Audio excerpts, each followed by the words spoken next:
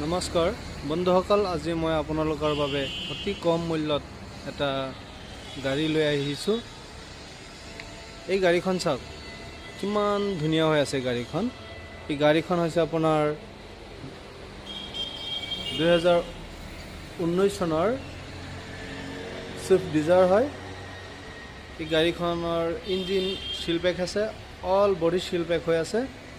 গাড়ীখন আপোনাৰ ৰানিং কৰিছে 60,000 কিলোমিটাৰ আৰু এই গাড়ীখনৰ মূল্যটো ৰখা হৈছে 4,90,000 টকা।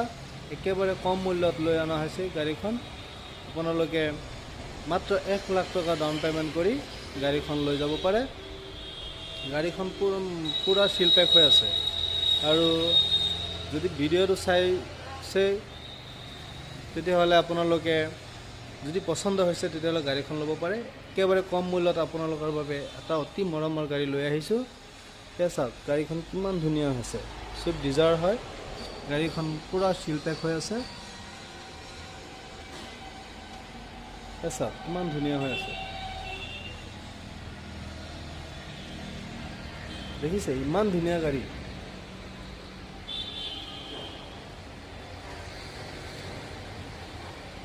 যদি গাড়ীখন চাই কাৰোবাৰ কোনোবাই যদি ল'ম বুলি ভাবিছে তেন্তে যোগাযোগ কৰিব পাৰে স্ক্ৰীণত দিয়া নাম্বাৰটোত। যদি ভিডিঅ'টো চাই ভাল পাইছে তেন্তে লাইক আৰু